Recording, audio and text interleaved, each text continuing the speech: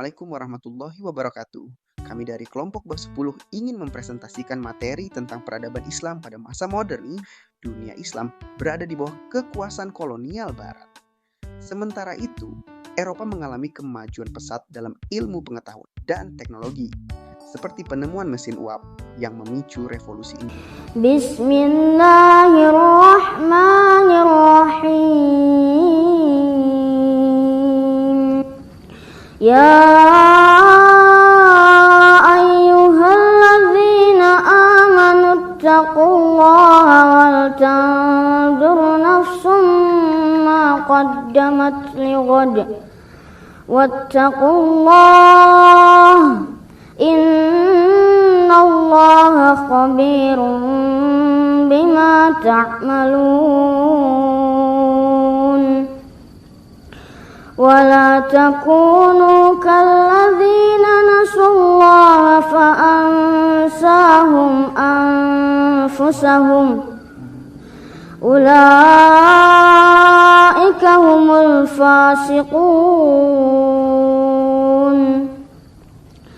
لا يستوي أصحاب النار وأصحاب الجنة أصحاب الجنة هم الفائزون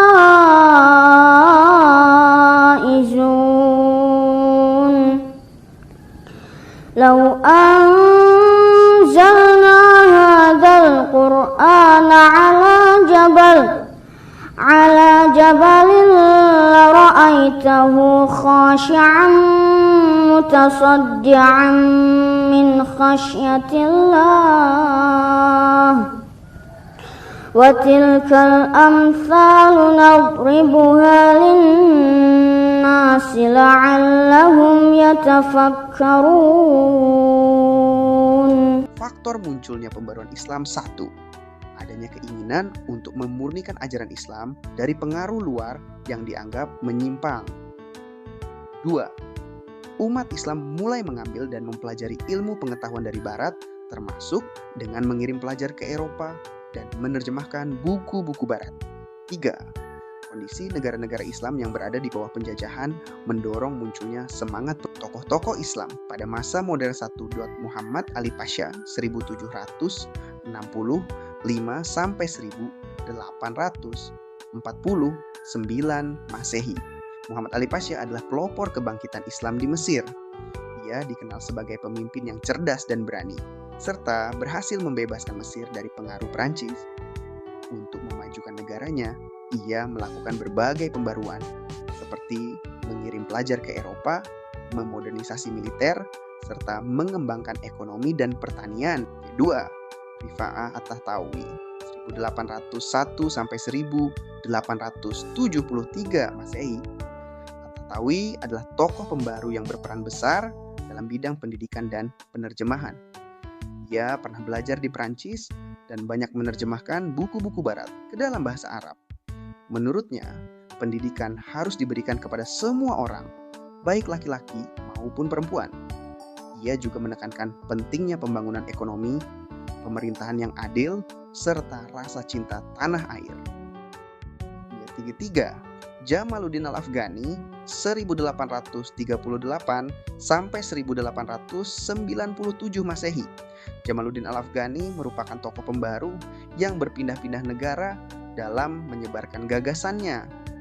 Ia berpendapat bahwa kemunduran umat Islam disebabkan oleh lemahnya ilmu pengetahuan, akhlak, dan persatuan. Oleh karena itu, ia mengusung konsep pan-islamisme, yaitu persatuan seluruh umat Islam di dunia. Ia juga mendorong adanya perubahan sistem pemerintahan menjadi lebih demokratis serta menekankan kesetaraan antara laki-laki dan perempuan. 4. Muhammad Abduh 1849 sampai 1905 Masehi. Muhammad Abduh adalah tokoh pembaru yang berfokus pada pendidikan. Ia berusaha menggabungkan ilmu agama dengan ilmu pengetahuan modern agar tidak terjadi pemisahan antara keduanya. Ia juga membuka kembali pintu ijtihad dan menegaskan bahwa Islam adalah agama yang rasional dan sesuai dengan akal. Pengaruh Islam masa modern bagi Indonesia. Pembaruan Islam memberikan pengaruh besar di Indonesia. Muncul semangat untuk melawan penjajahan yang dipimpin oleh para ulama dan tokoh Islam.